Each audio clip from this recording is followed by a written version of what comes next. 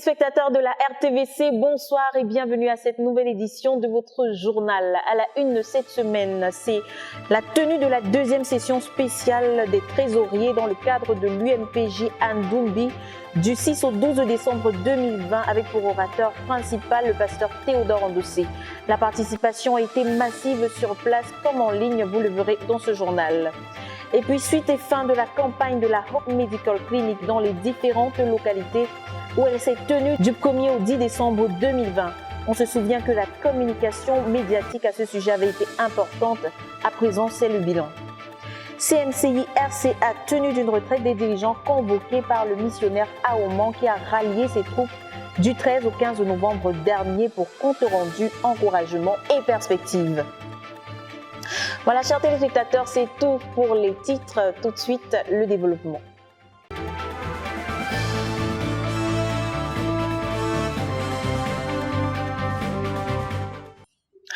L'UMPJ a tenu à Ndoumbi, site de l'institution, sa 10e session de l'année du 6 au 12 décembre 2020, cette fois en faveur des trésoriers des églises, session coordonnée bien sûr par la sœur Emilia Tindo, avec pour orateur principal le pasteur Théodore Andossé.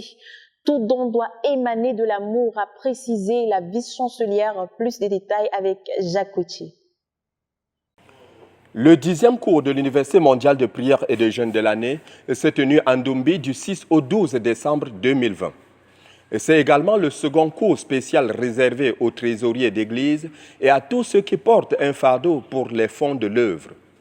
Si 270 étudiants étaient inscrits sur les listes, environ 320 âmes assoiffées de Dieu et de la parole de Dieu étaient assis aux pieds du Seigneur pendant les enseignements du pasteur Théodore Andossé, orateur principal de ce cours.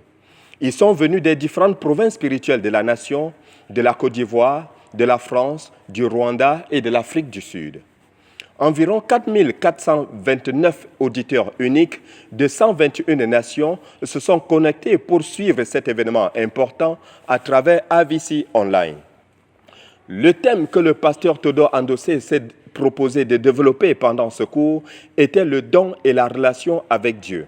La sœur Emilia Tindo, vice-chancelière de cette institution, a assuré la coordination de ce programme de 7 jours. Elle a été interprétée en français par la sœur Henriette Mbarga. Les éléments constitutifs de cette rencontre ont été le culte matinal, la prière, les études bibliques et les enseignements de la sœur Émilie sur le chrétien et l'argent.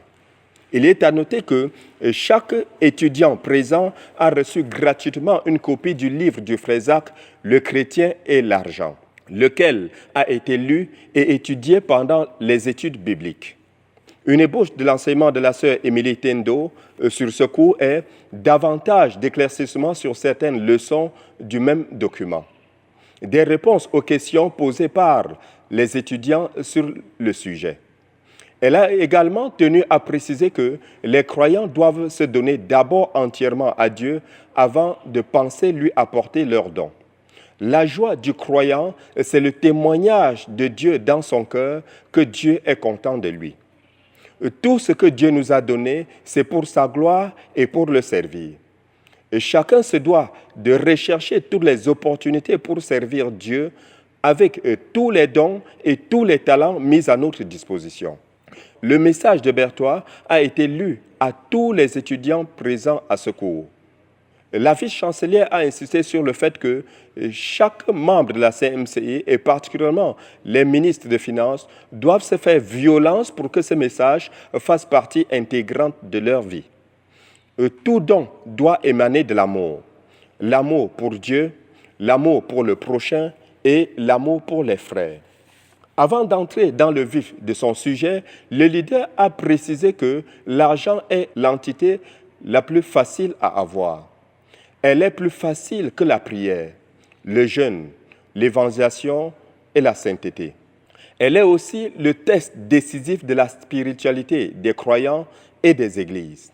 L'avenir et la qualité de vie que quiconque aura dans l'éternité est déterminé par sa gérance de ses biens matériels. L'argent est si ordinaire, mais si déterminant que tellement de choses dépendent de la manière dont il est utilisé. Et même, la sagesse et la lumière pour savoir comment l'utiliser ne sont données qu'à ceux qui sont généreux envers Dieu. Et ce qui reste quand la dîme a été enlevée est plus productif que lorsque l'on ne l'a pas enlevée. Et ce qui reste quand on a enlevé la partie réservée à Dieu va accomplir 3 fois plus que le montant initial. Le pasteur Théodore Andossé s'est proposé d'enseigner sur le don individuel et la relation avec Dieu à partir du livre de la Genèse et le don en communauté et la relation avec Dieu à partir du livre d'Exode. Mais à cause des contraintes du temps, il n'a pu que traiter le premier sujet de son enseignement. En fait, sur les 7 personnages de la Genèse, au travers desquels on voit le don et la relation avec Dieu mentionnés par le frère Théodore, 4 ont fait l'objet de son enseignement pendant les 7 jours. Il s'agit de Caïn, Abel, Noé et Abraham. Il a laissé Lot, Jacob et Joseph comme sujet d'étude aux participants. À partir du texte de référence Genèse chapitre 4, versets 1 à 12, le leader a traité les 2 premiers cas, à savoir Caïn et Abel. Le frère Théodore a dit que Caïn avait eu l'élan de donner à Dieu et que l'élan le plus primitif d'un culte à Dieu, c'est le don à Dieu. Il a été le premier dans la question de vouloir atteindre le cœur de Dieu par le don.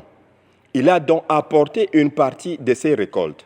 Quand son frère Abel a vu cela, il a décidé d'apprendre. Il a trié les prémices de son troupeau, les plus gras et les plus robustes. Selon Abel, s'il devait donner quelque chose à Dieu, cela devrait être les prémices et les meilleurs choix de son bétail. Caïn, quant à lui, avait juste ramassé une partie de sa récolte, et qui n'était ni les prémices ni les meilleurs produits. Il a échoué. The conflicts in our midst Les conflits au milieu de nous, is because some people recognize that some have done well and have God. c'est parce que certaines personnes reconnaissent que certains ont bien fait et ont Dieu, And they believe that they deserve better than what they have. et ils croient qu'ils méritent plus que ce qu'ils ont. And they hate both God Et ils détestent et Dieu and those who do well. et ceux qui ont bien fait. Combien de Caïns sont-ils présents dans nos églises? Combien donnent-ils pour plaire à Dieu? Ce sont là les questions posées par le leader à son auditoire. Caïn a brisé sa relation avec Dieu par son don religieux, alors qu'Abel a bâti sa relation avec Dieu en donnant comme un acte d'adoration, a conclu le frère Théodore. Ceux qui veulent plaire à Dieu ont un esprit et des dispositions de cœur. Ils cherchent à plaire plutôt que de s'acquitter juste d'un devoir. Il a poursuivi par le fait que Abel a donné les prémices. Et les prémices parlent du fait de chercher d'abord à satisfaire Dieu. C'est la foi. Et que donner les meilleurs, c'est dire qu'il en est digne.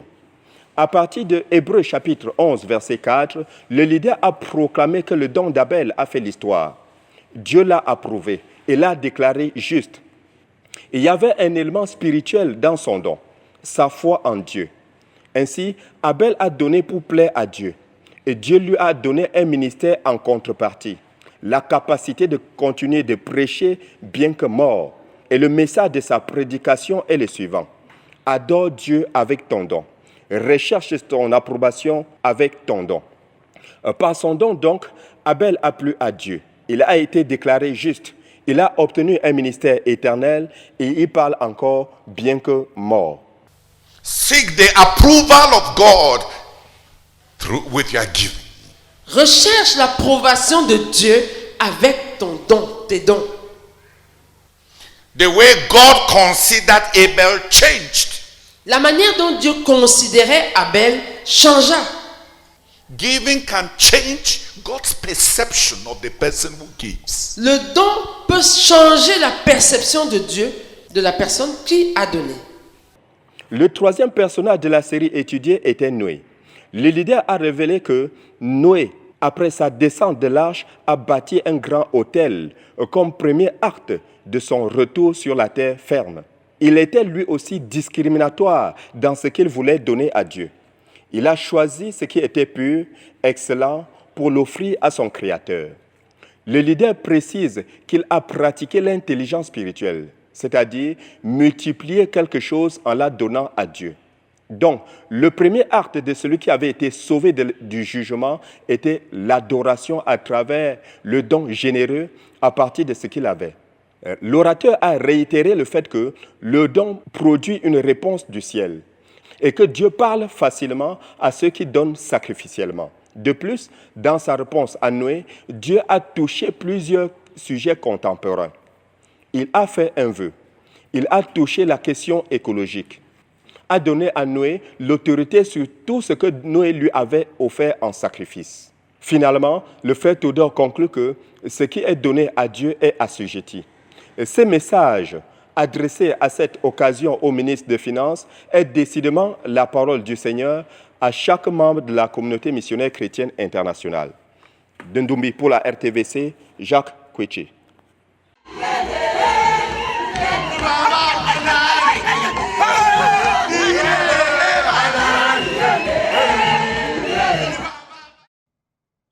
Voilà, c'est achevé le 10 décembre 2020, la campagne de santé de la Hope Medical Clinic qui avait pris effet le 1er décembre 2020 dans 4 localités de la région Est Cameroun. Notre reporter Yacine Bekolo nous livre le bilan de ces actes de miséricorde de Dieu en images. La 12e campagne de santé qui avait commencé le 1er décembre dernier et qui a pris fin le 10 décembre par le discours du frère Théodore Andossé, leader de la communauté missionnaire chrétienne internationale dans son enceinte Sissakoumé, s'achève sur une note de victoire. Le contexte de la pandémie à coronavirus qui sévit dans le monde à travers sa deuxième vague et les milliers de morts qui en résulté dénotent à souhait le caractère fébrile de la vie humaine, sa vulnérabilité face à la maladie et précisément aux attaques du diable. C'est dans ce cadre que le Seigneur Jésus est entré en guerre contre les œuvres du diable que sont les maladies. Notre ministère à travers la Hope Clinic a pour mission de manifester la bonté de Dieu, sa compassion et même sa puissance envers l'homme en général. C'est pourquoi elle a organisé cette 12e campagne. Et le frère Théodore nous en dit plus. Il y a des maladies communautaires. We must reach the community Il nous faut atteindre les communautés and touch the sources of diseases et toucher les sources des maladies. by development, Par le développement, by science. par la science. We must preach the gospel Nous devons prêcher l'évangile and teach men to have a relationship with God. et enseigner aux hommes à avoir une relation avec Dieu, afin que nous puissions manifester Dieu le médecin. So when you are going home today, Donc pendant que tu vas rentrer aujourd'hui, say, I am a piece of Jehovah Rapha. dis je suis un morceau de Jéhovah Rapha. I am a piece of Jehovah Rapha. Je suis un morceau de Jéhovah Rapha.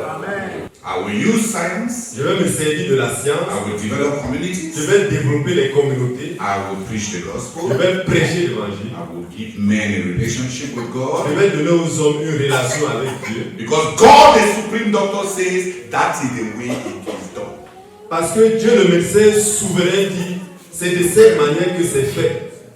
On peut en rétrospective dresser un premier bilan sommaire de la campagne de santé qui a eu lieu dans 4 grands lieux, notamment à Koumé-Bertois, Nomé-Diop, Bambouti et Yokadouma. À Koumé-Bertois, nous avons reçu 904 personnes malades qui sont venues recevoir des soins de santé. 3 personnes ont accouché et l'équipe de chirurgiens qui a travaillé a opéré près de 45 personnes. Ensuite, la campagne de santé s'est déportée à Nomé-Diop où ils ont reçu 41 personnes avec 5 personnes qui ont été opérées. Bambouti n'a pas échappé à la règle. 37 personnes ont été prises en charge par le corps médical qui s'est déplacé de ce côté-là. Et enfin, il y a eu Yokadouma. Il sera certainement atteint le but de 40 sièges pour le compte de cette année organisé par le Centre de prière et de jeûne pour la conquête du monde puisque le 39e s'est tenu à Koumé, quartier général les 14 et 15 décembre 2020. Focus de la rencontre, le leader et son but de la phase 3, le reportage.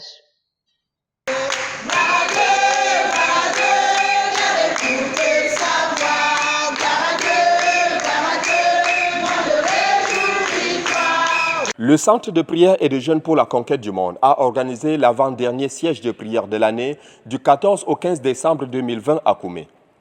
C'est une autre bataille spéciale de 24 heures qui a rassemblé une centaine de participants environ. Ce 39e siège de prière sur les 40 programmés pour cette année avait pour but le frère Théodore et son but de la phase 3. Mais pendant cette période particulièrement, la sœur Esther et ses compagnons ont tenu à élever d'abondantes actions de grâce au Seigneur et de continuer de plaider en faveur du leader pour qu'il continue de le renouveler, le recharger physiquement, émotionnellement et spirituellement pour toutes ses responsabilités en cette fin d'année 2020. Ils se sont donc retrouvés dans le hall des étudiants à Koumé dès 8h ce lundi 14 décembre 2020. La sœur Esther a, comme d'ordinaire, amené ses soldats à faire des proclamations. Après la série de proclamations, c'était la louange à Dieu et les actions de grâce pour le privilège de les servir à ces rencontres. Avant la fin de cette séance de gratitude à Dieu, le frère Théodore a fait son apparition dans la salle. C'est sa 5e participation au siège de prière depuis le début de l'année 2020. Il avait pour l'accompagner dans sa bourse des cravates de classe supérieure pour les hommes masculins au lieu de prière, des stylos à billes de valeur pour certains et des jus pour étancher la soif de ces valeureux guerriers en poste. Il est venu glorifier le Seigneur avec les siens parce que son principal fardeau de l'année, qui était le décollage effectif de la phase 3, a été déchargé.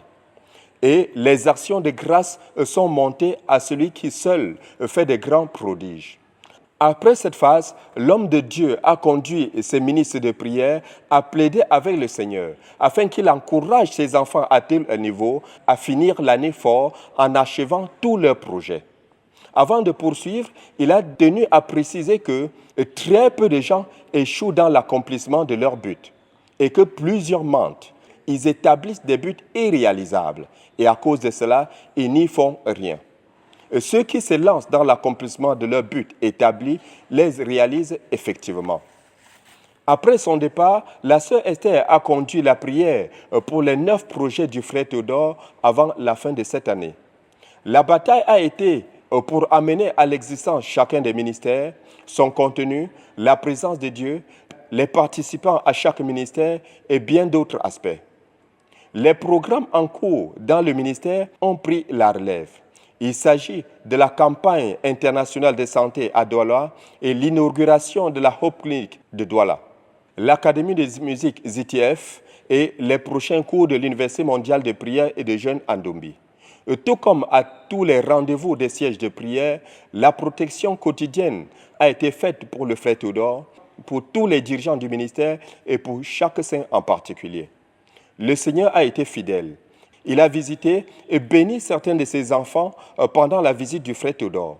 Ils sont rentrés très déterminés et très prêts pour le grand rendez-vous de 110 heures qui commence le 21 décembre 2020 à 6 heures très précises. De Koumé pour la RTBC, Jacques Kouechi. Mariage conjoint de 2 couples au centre de Nyangaza le 11 décembre dernier. Ils se sont dit oui dans un cadre de réjouissance. Ces étudiants récemment sortis de l'école de la connaissance et du service de Dieu. Le reportage. C'était une première dans l'église du quartier général le vendredi 11 décembre dernier, les mariages conjoints de 2 couples, Métabel et Raymond, Judith et Gérard, étudiants de l'école de la connaissance et du service de Dieu, récemment sortis de l'école. Les cérémonies du mariage civil ont respectivement eu lieu dans les mairies de Bonis et de Berthois II entre 10h et 13h du matin. Une journée ensoleillée au cours de laquelle les époux et leurs invités, joliment vêtus, ont pu prendre des photos avant de se rendre au centre de Nyangaza pour la bénédiction. Au rendez-vous, louanges, réjouissances et célébrations. Le frère Alphonse Tawet, pasteur de l'église du quartier général, s'est cette fois inspiré du passage des Écritures tiré de Matthieu au chapitre 22, versets 1 à 13, pour souligner que le mariage est une institution sérieuse. Dans ce passage biblique, tous avaient reçu la grâce d'y être invités, à l'exception de cet homme qui n'était pas vêtu d'habits de noces. Cet habit de noces, ce sont les œuvres du croyant, a précisé l'orateur. On ne peut pas être croyant et ne rien faire pour Dieu. Dans cette alliance, il y a 2 parties. Dieu qui apporte sa grâce et détruit les œuvres du diable, et le croyant qui assume sa responsabilité. La grâce, c'est le carburant pour faire l'œuvre de Dieu. is the fuel to do God's work. Se tournant ensuite vers les époux, il leur a rappelé que le mariage est une relation bilatérale, dans laquelle l'épouse peut être la lumière dans la vie de son mari. Il amène alors l'assistance à prier pour les bénir avec l'onction pour être des époux et des épouses. Car, ajoute-t-il, arrêter de se valoriser l'un l'autre, c'est trahir le Seigneur.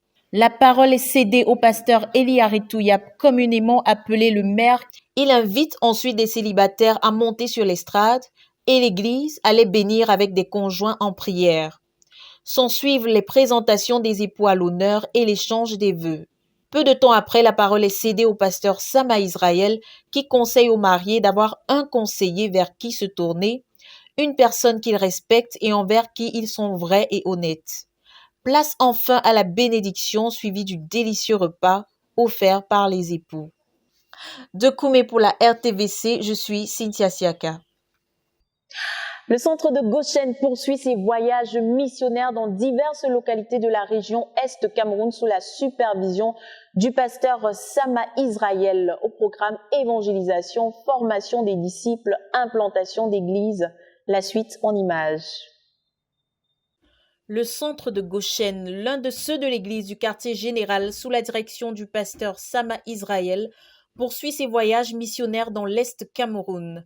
Entre le 9 et le 11 décembre dernier, 3 équipes se sont déployées dans les localités de Mban pour renforcer le travail déjà effectué sous la direction du pasteur Chinze Thomas, à Gondangang pour fortifier l'église avec le pasteur Noah Joël et à Ngwela pour une visite pastorale dirigée par le pasteur Israël. Son équipe et lui ont fait escale à Nomédjo pour saluer les frères avant d'atteindre Ngwela situé à environ 320 km de la ville de Bertois. C'est le 6e voyage missionnaire du pasteur depuis la fin de la récente croisade. Après les moments de communion avec les frères, il s'est tenu une réunion de partage de 21h à 23h30 au cours de laquelle 16 personnes sur les 30 présentes ont connu une conversion radicale. 7 se sont engagées à se faire baptiser, dont 3 l'ont été dès le lendemain matin avant de se rendre à leurs occupations et les autres l'ont été plus tard. Le ministère terminé, le pasteur et son équipe regagnent la base à Koumé. Puisse le Seigneur continuer d'encourager ce mouvement d'implantation d'églises et de normalisation des croyants.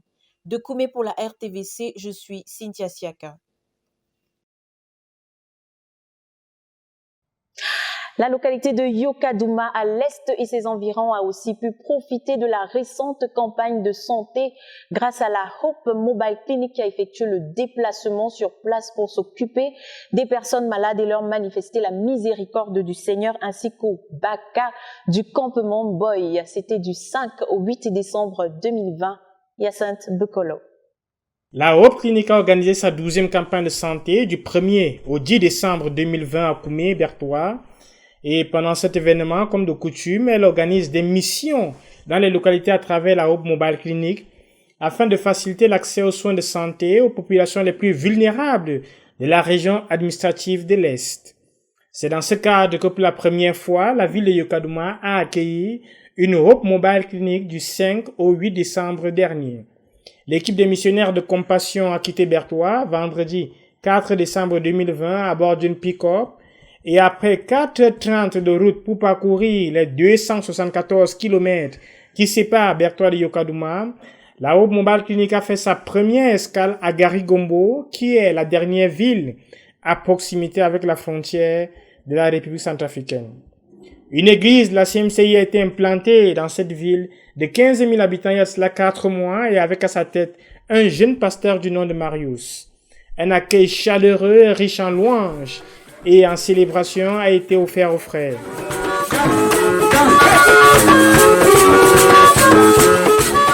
Après une brève présentation, nos bien-aimés ont apporté les bonnes nouvelles du ministère et ont exhorté la jeune église à faire confiance au Seigneur. Celui qui a pris sa vie, et il a donné à Jésus, il a mis sa vie dans une grande sécurité. Ensuite, nos missionnaires ont pris congé des frères pour se restaurer et se reposer. Samedi 5 décembre 2020, la campagne de santé a commencé effectivement à 7h et elle devait s'achever à 13h. Mais avant l'heure du début, un long rang de 20 personnes attendait déjà le médecin. C'est à 20h que s'est achevée les dernières consultations dans la ville de Garigombo et la caravane a pris le départ pour Payar. En cours de route, l'ennemi de l'agneau a attaqué la moto l'un des frères qui nous accompagnait pendant cette expédition. Ils ont perdu le contrôle et se sont retrouvés à 10 mètres hors de la route avec un piano en morceaux et une moto qui regardait dans le sens contraire de la direction du départ. Mais la grâce de Dieu est intervenue et la bataille a continué. Arrivés à Payar, les saints nous ont accueillis avec beaucoup de joie et de danse avec les badges de la convention au cou.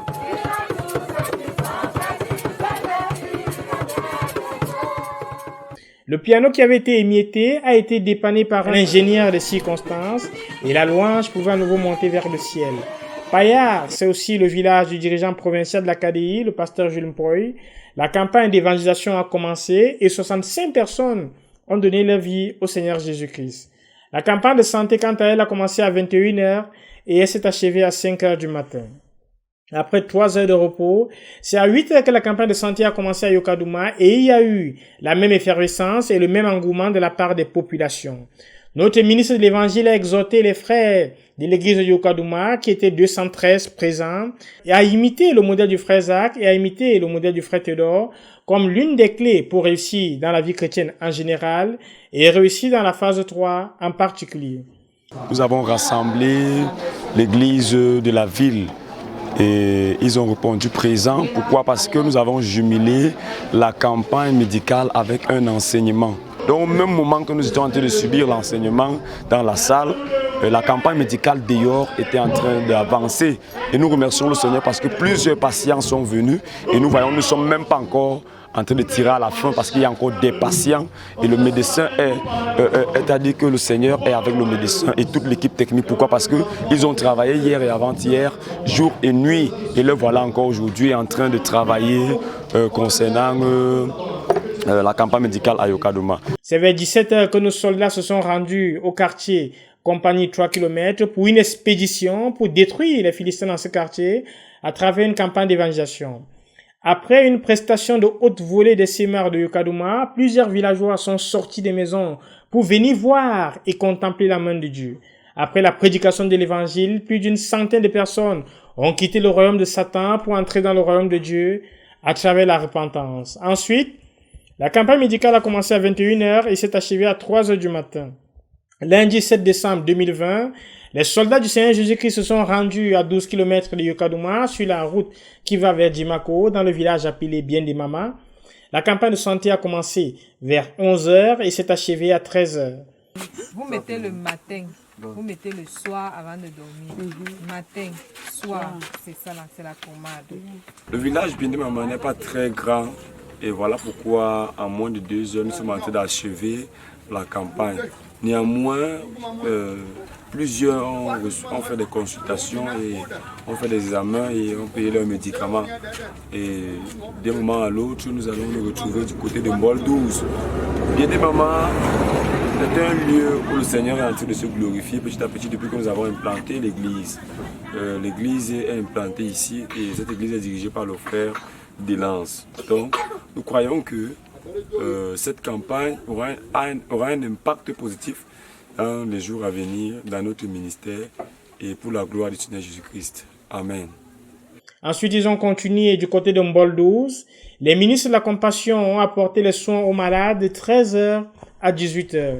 Enfin, la campagne d'évangélisation a commencé à 20h et elle s'est achevée 1 heure plus tard avec à la clé 100 personnes qui ont invité le Seigneur Jésus-Christ dans leur cœur. Mardi 8 décembre 2020, notre caravane d'évangélisation a quitté Yokadouma pour le village de Mandjougé sur l'axe Yokadouma-Molundu. Les saints ont accueilli les bien-aimés à 300 mètres du lieu de la réunion avec des chants, des louanges et des acclamations.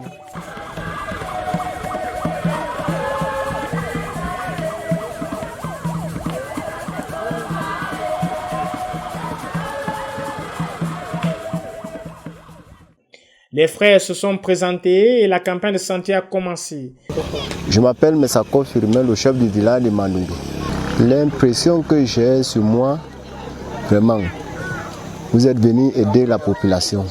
Puisque Si ça va se continuer comme ça de temps en temps, c'est qu'on aura besoin des hôpitaux. Plus vraiment, vous venez ici rarement. Est-ce que vous êtes content? Est-ce que les gens sont satisfaits? Tellement content de moi-même parce que vous êtes venu sauver la population. Je suis vraiment fier, très fier. Les populations sont contentes aussi. Et tous sont contents. Merci, vraiment. Elle était censée faire 2 heures de temps, mais c'est à 20 heures qu'ils ont quitté Mandjougué pour se rendre à Pani, qui était le dernier village à être visité. À Pani, les populations ont attendu l'équipe médicale de 10 heures jusqu'à 18 heures. Mais à 20 heures passées, plus de 200 personnes sont venues honorer au rendez-vous donné aux frères. Pendant la campagne d'évangélisation, le frère René Tedonzap a donné son témoignage et l'appel a été lancé. Plus de 100 personnes ont donné leur vie au Seigneur Jésus-Christ une fois de plus. Nos bien-aimés ont quitté le lendemain Yokadouma au petit matin en passant par Kinzou et sont arrivés au quartier général vers 14 heures. Comme bilan de ce Hope Mobile Clinic à Yokadouma, 8 localités ont été visitées pendant les 4 jours. 300 personnes ont été consultées par l'équipe médicale. Plus de 900 personnes ont écouté l'évangile. 600 traités ont été distribués. Et 465 personnes ont donné leur vie au Seigneur Jésus. Et il y a eu 3 baptêmes dans l'eau. Louez l'Éternel car il est bon, car sa miséricorde durera toujours.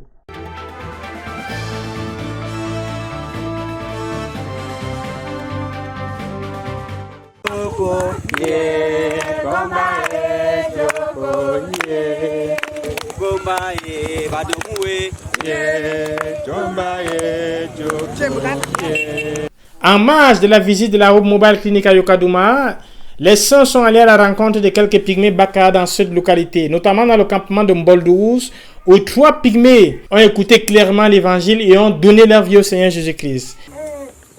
Le Seigneur Jésus vous aime. Jesus avec la vie. Le Seigneur Jésus vous aime. Jesus avec la vie.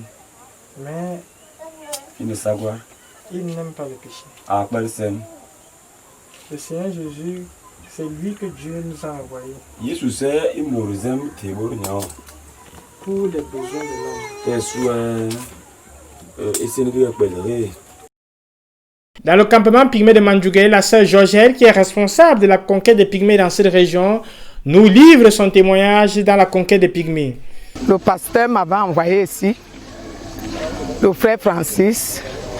Après, j'ai commencé, ça fait 3 ans que je suis ici avec eux, avec les Baka. Et quand je suis venu les trouver, ils avaient leur Dieu. Leur Dieu là s'appelle Edjengi. Et nous sommes partis en brousse, en forêt. Et leur Dieu là habitait avec eux ensemble. Donc, et quand je suis venu, je les ai prêché l'évangile. J'ai dit que ce Dieu-là, il n'est pas, ça c'est un petit Dieu, il n'est pas un grand Dieu. Le vrai Dieu, c'est le Dieu qui a créé la terre et le ciel. Et Jésus-Christ est venu mourir pour sauver les âmes perdues. C'est comme ça qu'ils ont cru. Et j'avais donc prêché, et c'est comme ça qu'ils traduisaient. Quand je prêchais, pour qu'ils prononcent même le nom de leur petit Dieu là, ce n'était pas facile. Et il fallait que je leur dise que ça c'est un démon. C'est en ce moment-là qu'ils ont commencé donc à prononcer le nom de Djengi. Donc ce n'était pas facile.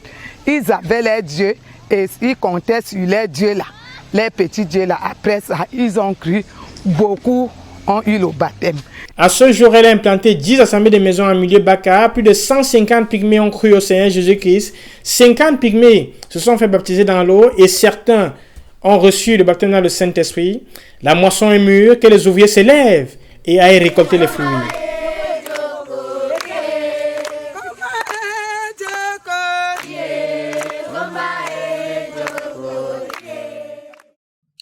CMCI RCA tenu d'une retraite des dirigeants du 13 au 15 novembre 2020. Objectif, faire un bilan du travail abattu au sein des églises, prier pour les événements en cours et la communion fraternelle en reportage de Francis Bekongo. Le pasteur Emmanuel Awoman, missionnaire international en République centrafricaine basé à Berberati, a organisé du 13 au 15 novembre 2020 une retraite des dirigeants dans l'optique de faire un suivi systématique de l'obéissance à la prophétie de Santa Cruz. Une réunion du même genre avait antérieurement eu lieu du 9 au 11 octobre de la même année, mais avec une connotation différente. Les 24 dirigeants présents devaient répondre à la question « Que s'est-il réellement passé dans les centres entre-temps » Après un moment de prière et d'action de grâce, le frère Emmanuel, prenant la parole le premier jour, encourage les dirigeants à absorber Dieu autant que possible à travers le don, la prière, le jeûne, la lecture de la Bible pendant qu'ils sortent évangéliser. Ce faisant, a-t-il ajouté, leurs dons spirituels vont se manifester. En fin de journée, le missionnaire conduit l'auditoire à prier pour le frère Théodore, notre dirigeant mondial, pour la croisade de prière et de jeûne de 40 jours en cours dans tout le ministère, pour la tournée de l'évangéliste Jean-François Edogué à travers le Cameroun, et enfin pour les missionnaires et l'œuvre en RCA. Le lendemain, à partir de 9h du matin, chacune des 6 délégations passe faire son rapport en exposant ses joies et succès, mais aussi ses challenges sur le terrain. Au final, il en ressort que 10 908 traités évangéliques ont déjà été distribués dans 85 localités, 827 personnes touchées par l'évangile, 20 nouvelles églises implantées avec 180 convertis, 9 baptêmes à la Jean-Baptiste et tout ceci en moins de 2 mois. Le missionnaire se saisit de l'occasion pour partager avec ses co-ouvriers les chapitres 2 et 9 du livre intitulé « Conserver la moisson ». Il revient ensuite sur le message du frère Théodore à 15 ou le 10 août 2020 pour encourager les dirigeants à faire de la place pour les autres, à augmenter le nombre de récipients, de vases pour contenir la moisson. Le dimanche jour de clôture, le pasteur missionnaire finit ses exhortations en rechargeant les carquois de ses guerriers de 18 000 munitions propres à donner et non à ôter la vie.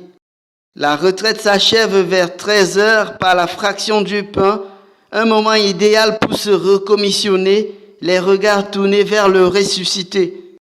Après avoir appointé le dernier repas constitué de gozo pour les natifs, la célèbre boule blanche pour les adeptes ou alors le couscous pour les métèques, les participants prennent les chemins retour avec la rage de donner le monde à Jésus pour autant que la Centrafrique est concernée. Pour la RTVC à Koumé, je suis Bokongo Germain Francis. À présent, nous allons en RDC avec Michael Misongo qui nous fait revivre le Joint Service des stations missionnaires à Kinshasa le 13 décembre 2020. Un événement plutôt grandiose comme on le verra dans un instant. Bonsoir Michael.